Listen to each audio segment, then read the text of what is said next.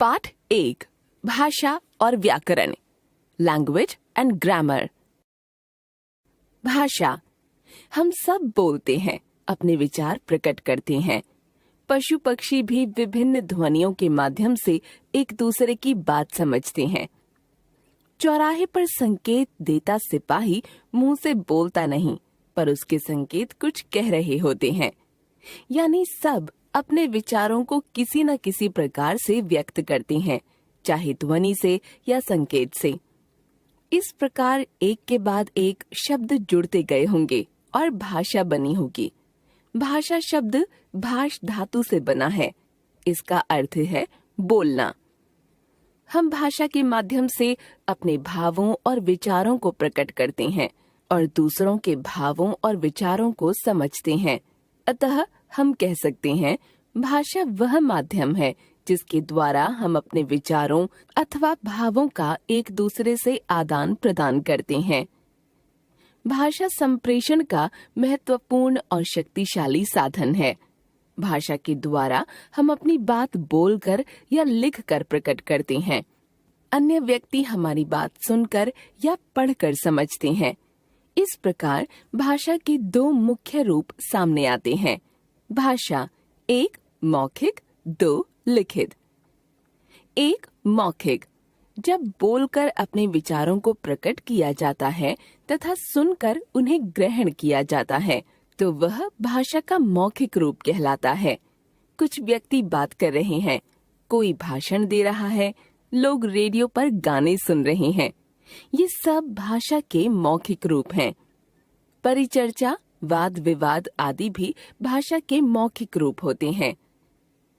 दो लिखित भाषा, जब लिखकर भावों अथवा विचारों को प्रकट किया जाता है तथा पढ़कर उन्हें ग्रहण किया जाता है, तो वह भाषा का लिखित रूप कहलाता है। लेख, कहानी, पत्र आदि लिखना और उन्हें पढ़ना भाषा के लिखित रूप हैं। मातृभाषा, हम परिवार में माता पिता के साथ बचपन से जिस भाषा का प्रयोग करते आ रहे हैं, वह हमारी मातृभाषा होती है। राष्ट्रभाषा, देश के अधिकांश लोगों द्वारा बोली जाने वाली भाषा राष्ट्रभाषा होती है। राजभाषा, देश के कार्यालयों में जिस भाषा में कामकाज होता है, वह राजभाषा होती है।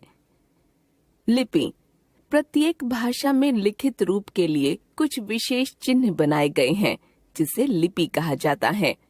तात्पर्य यह है, भाषा को लिखित रूप में प्रकट करने के लिए निश्चित किए गए चिन्हों की व्यवस्था को लिपि कहते हैं। प्रत्येक भाषा को लिखने की अपनी लिपि होती है। हिंदी भाषा को लिखने के लिए हम देवनागरी लिपि का प्रयोग करते हैं। संस्कृत, मराठी, नेपाली भाषाएं भी देवनागरी लिपि में लिखी जाती हैं। अंग्रेजी की लिपि रोमन है, उर्दू की फारसी, पंजाबी की गुरुमुखी आदि। संसार में अनेक भाषाएं बोली और लिखी जाती हैं। सभी देशों की अपनी भाषा और उसे लिखने की अपनी विधि है। भारतीय संविधान में 22 भाषाएं मान्य हैं। हिंदी, संस्कृत, उर्दू, असमिया, ओडिया, कन्नड़, कोंकणी, गुजराती, डोगरी, कश्मीरी, नेपाली, पंजाबी, बांग्ला, मणिपुरी, मैथिली, संथाली, तमिल, तेलुगु, मलयालम, बोडो, सिंधी तथा मराठी।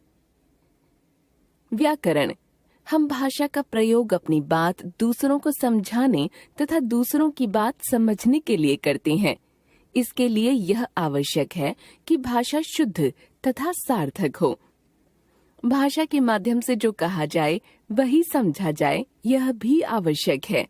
जिस प्रकार समाज में रहने के लिए नियमों और कानूनों की व्यवस्था होती है, ठीक उसी प्रकार भाषा को व्यवस्थित रूप देने के लिए हमें कुछ नियमों की आवश्यकता पड़ती है, जिनसे हमें बोलने और लिखने के शुद्ध रूप का ज्ञान होता है। उस व्यवस्था को ही भाषा में व्याकरण कहा जाता है। अतः हम कह सकते हैं, भाषा के नियमों का शास्त्र व्याकरण है, अर्थात व्याकरण ही भाषा के शुद्ध रूप का ज्ञान करवाता है। व्याकरण के मूलतः 3 विभाग होते हैं। एक वर्ण विचार, ऑर्थोग्राफी। इसमें विभिन्न वर्णों की उत्पत्ति, रूप, उच्चारण, भेद आदि पर विचार करते हैं। 2 शब्द विचार, मॉर्फोलॉजी। इसमें शब्दों की रचना, भेद आदि के विषय में विचार करते हैं। 3 वाक्य विचार, सिंटैक्स। इसमें विविध प्रकार के वाक्यों और उनके घटकों के विषय में विचार करते हैं। बोली और मानक भाषा। साहित्यिक भाषाओं की अनेक क्षेत्रीय बोलियां होती हैं। थोड़ी थोड़ी दूरी पर बोलियों में विभिन्नता आ जाती है। छोटे क्षेत्र में बोली जाने वाली मौखिक और स्थानीय भाषा बोली कहलाती है। भाषा का व्याकरण सम्मत रूप, जिसे विस्तृत रूप से स्वीकार किया गया है, मानक भाषा कहलाता है। मानक भाषा का ज्ञान प्राप्त करने के लिए व्याकरण का अध्ययन आवश्यक होता है। अतः हम कह सकते हैं, भाषा का व्यापक क्षेत्र में प्रचलित लिखित साहित्यिक रूप मानक भाषा कहलाता है।